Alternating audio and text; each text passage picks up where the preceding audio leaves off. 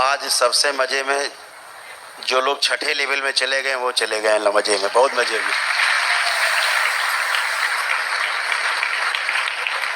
जो छठे लेवल की दीक्षा लेके पहुंच गए हैं छठे में, बहुत आनंद में है।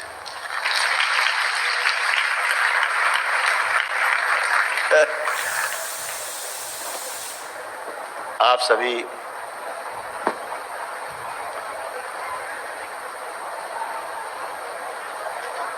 बहुत भाग्यशाली हैं, परम सौभाग्यशाली हैं।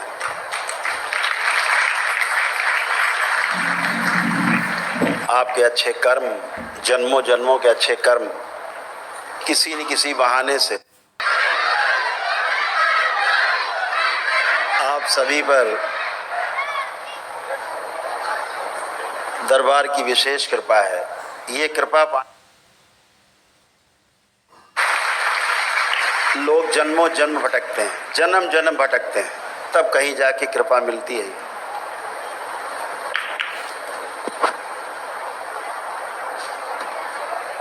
तीन चीजें हैं, दया, कृपा और करुणा, तीन शब्द हैं।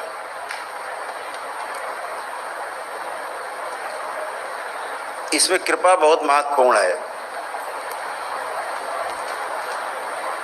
जैसे दया के, क्योंकि वही मिलेगा जो आप मांगोगे, क्योंकि आप बाबा और माँ के शिष्य हो।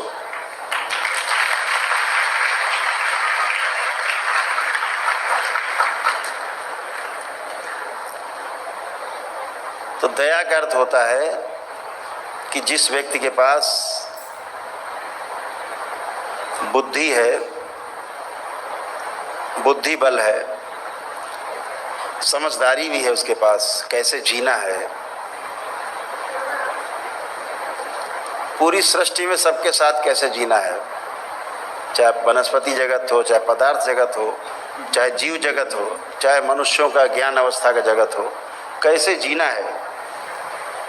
अगर ये उसके पास है तो वो दया मांगता है। किस लिए? कि भौतिकता में जी रहा है, भौतिक साधन कम है, तो भौतिक साधन मांगता है वो। तो करुणा से, दया से आपको जो भौतिक साधन है वो मिलते हैं, उसे दया कहा जाता है कि दया करो प्रभु। तो समझो भौतिक साधन आप मांग रहे हो। तो गुरु क्या करता है? किसी भी क्षेत्र का गुरु हो, क्या करता है? आपको भौतिक संसाधन उपलब्ध करा देता है। इसे कहते हैं दया।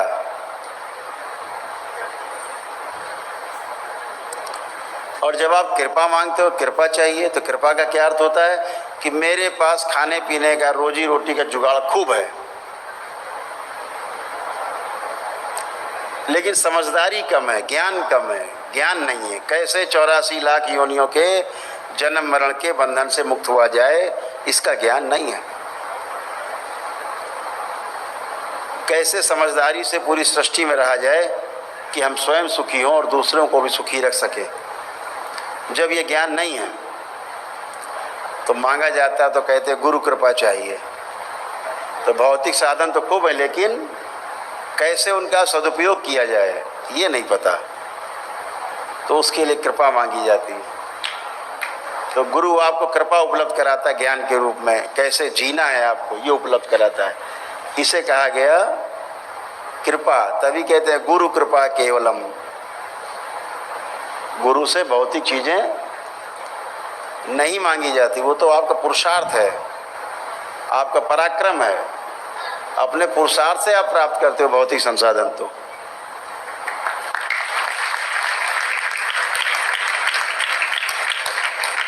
लेकिन कृपा के लिए गुरु के शरण में जाना होता है। तो उसे कहते हैं कृपा। लेकिन जब दोनों ही आपके पास नहीं होते, ना भौतिक साधन और ना ही जीने की कला, तो कहते हैं प्रभु करुणा बरसाओ मुझ पर। उसे करुणा कहा गया। जब दोनों ही प्राप्त करनी हो तो करुणा के लिए एक बड़ी करुण पुकार, कहते हैं करुण पुकार से जो है अपने प्रभु को हम आंदोलित करते हैं अपने, तो उसे करुणा कहा गया जब गुरु दोनों चीजें प्रदान कर देता है एक साथ।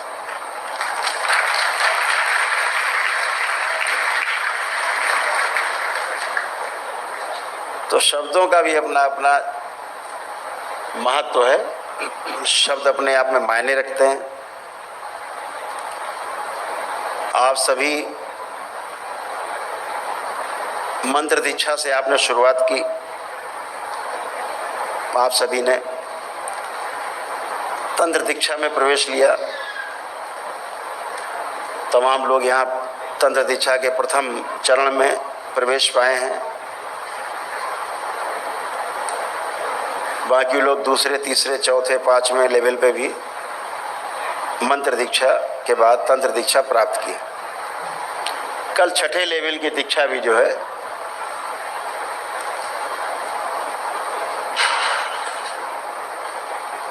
कल छठे लेवल की दीक्षा भी संपन्न हुई, जहां मंत्र गिर जाते हैं।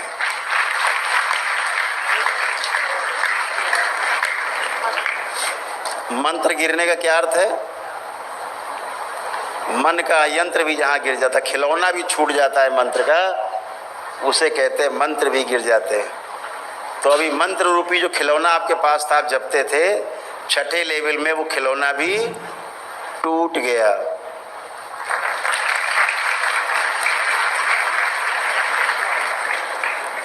छठे लेवल के लोग इस खिलौने को पटक पटक के तोड़ो, मंत्र को, खुली छूट।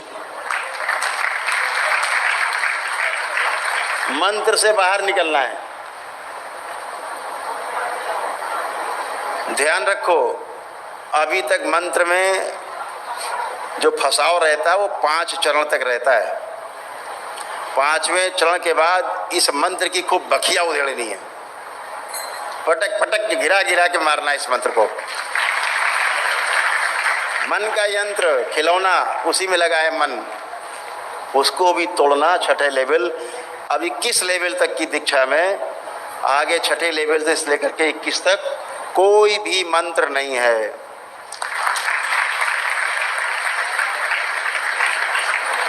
अब सिर्फ ये यंत्र है जो आपके पास है, ये शरीर रूपी यंत्र है, और उसके पश्चात आपकी समझदारी और गुरु की कृपा, ये 2 ही चीज आपके पास रहेगी। तो आपका शरीर और गुरु कृपा, यही आगे आपको ले जाएंगे। 21 लेवल क्रॉस करने का अर्थ होता है, क्योंकि जो इच्छा करियो मन माही, कहा ना। तो जो इच्छा मन में आएगी वो अपने आप ही पूरी होती है। जो लोग दीक्षा नहीं लेते उनकी भी मन की पूरी होती है, ऐसा नहीं उनकी पूरी नहीं होती है, लेकिन वो इच्छा इस तरह की है कि पूरब की ओर गुब्बारा उड़ाना, अगर पूरब की तरफ हवा चल रही तो पूरब की तरफ चला जाएगा, इच्छा पूरी हो गई। अब कहीं हवा चल रही पश्चिम की तरफ की, अब आपकी इच्छा है पूरब की तरफ ले जाना गुब्बारा, तो नहीं उड़ेगा, अब वो पश्चिम जाएगा। ऐसे पूरी होती, कभी नहीं पूरी होती। लेकिन जब गुरु कृपा रूपी जहाज मिल जाता है आपको, हेलीकॉप्टर, तो जिधर चाहते उधर जाता है आपको हेलीकॉप्टर, तो जिधर चाहते उधर जाते हैं। फिर चाहे पूरब जाओ, चाहे पश्चिम जाओ, चाहे उत्तर जाओ, चाहे दक्षिण जाओ, चाहे जमीन में उतार आओ, चाहे आसमान में चले जाओ, ये गुरु कृपा है।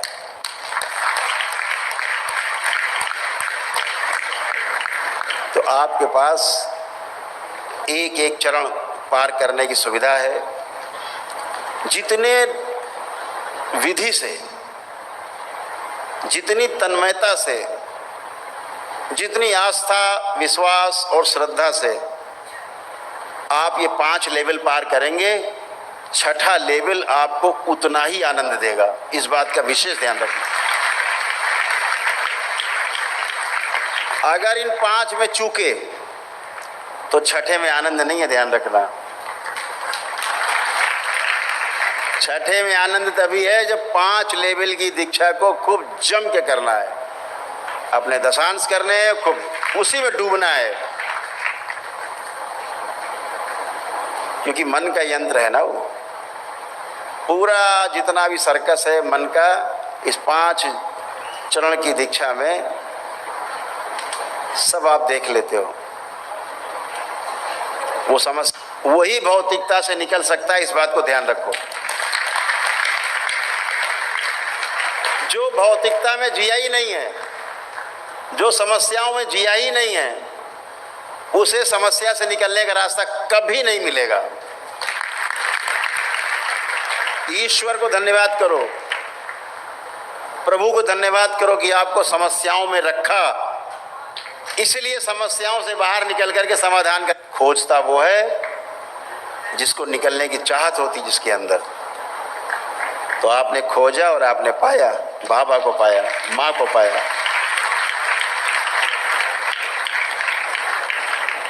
बाबा बहुत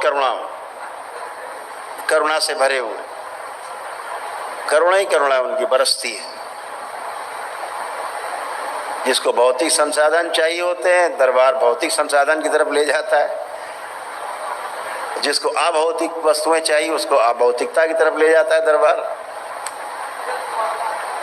आपकी इच्छा, सब कुछ आपकी इच्छा से संचालित होता है, कुछ भी बिना आपकी इच्छा से संचालित नहीं होता। ध्यान रखिए, इच्छा ही सर्वोपरि है। और हम तमाम इच्छाओं को लेके जीते हैं। लोग कहते हैं अनंत इच्छाएं हैं, किताबों में पढ़ा है कभी कभी हमने, इच्छाएं अनंत हैं। हम कहते हैं यहाँ जितने लोग बैठे हुए हो, हमें केवल कागज पर 10 इच्छाएं लिख के बता दो अपनी, जो जीवन में करना चाहते हो। 10 इच्छा भी नहीं है, ठीक से बैठ जाना, कापी कलम लेके लिखना मेरी क्या इच्छा है सबसे बड़ी, लिखो। आप 10 तक नहीं पहुंच पाओगे। और तमाम जिम्मेदार लोग कहते हैं इच्छाएं अनंत हैं। अनंत नहीं है, अनंत बिल्कुल नहीं है। इच्छाएं इतनी केवल है कि आपकी उंगलियों पर गिनी जा सकती है, इससे ज्यादा नहीं है। और सही की जो इच्छा है वो मुश्किल से 1 या 2 उंगली पे गिनी जा सकती, तीसरी उंगली भी नहीं मिलेगी। तो हम बात कर रहे हैं बेकार की इच्छाओं की, वो 10 में खत्म हो जाती है अंदर ही। और जो सही की इच्छा है वो 1 ही 2 उंगली में खत्म हो जाती है। और सही गलत दोनों गिर जाते हैं तो कोई इच्छा नहीं रह जाती। अभी तो इच्छा होगी या गलत की होगी या सही की होगी, लेकिन जैसे ही सही और गलत दोनों गिर जाते हैं, इच्छाएं अपने आप तिरोहित हो जाती हैं। तो बिना इच्छा का जो व्यक्ति है वही समाधिस्थ होता है, वही समाधि प्राप्त करता है। ध्यान रखो, जब इच्छा नहीं होगी तो विचार नहीं उठेंगे,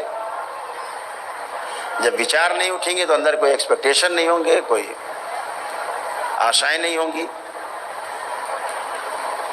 कुछ नहीं होगा, गड्ढम सड्डम सब शांत, एकदम शांत। और ये भी ध्यान रखो कि हम लोग जितना भी काम करते हैं संसार में आने के बाद, होश संभालने के बाद, तो केवल शांति के लिए करते हैं। शांति चाहिए।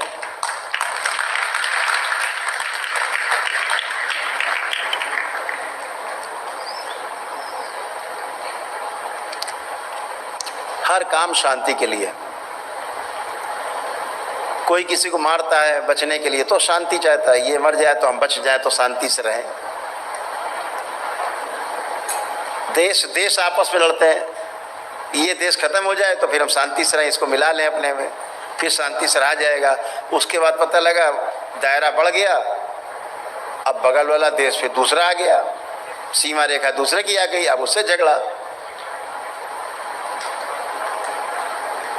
अभी जैसे झगड़ा अपना क्या, भारत पाकिस्तान का झगड़ा, अभी पाकिस्तान अपने मिला लिया जाए तो अफगानिस्तान से झगड़ा शुरू हो जाएगा। इसमें क्या फर्क पड़ता है? सीमाएं हमने खींच रखी हैं, नियम हमने बना रखे हैं, आशाएं हमने पाल रखी हैं, इच्छाएं हमने पाल रखी हैं, तो उसका कष्ट भी है। लेकिन जैसे ही गिर जाती इच्छा विचार आशाएं, ये छठे लेवल से गिरना शुरू होंगी। जो छठे लेवल पे लोग चले गए हैं वहां से गिरना शुरू होंगी। दूसरों के लिए दया उपजेगी, कृपा भी उपजेगी, धीरे धीरे अंकुरित होगा बीज दया का, कृपा का, करुणा का। क्योंकि बाबा ने छठे लेवल में दया, कृपा, करुणा का बीज बो दिया है सब में। अब ये बीज वृक्ष बनेगा, वृक्ष बनेगा, फल फूल लगेंगे, सुगंधित करेंगे, लोगों को आनंदित करेंगे। यही व्यवस्था है, यही तंत्र है।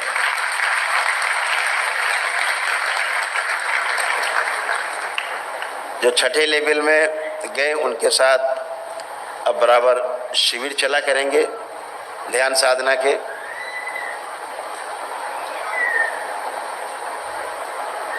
और बहुत अच्छा कर पाएंगे, हम ऐसी आशा रखते हैं।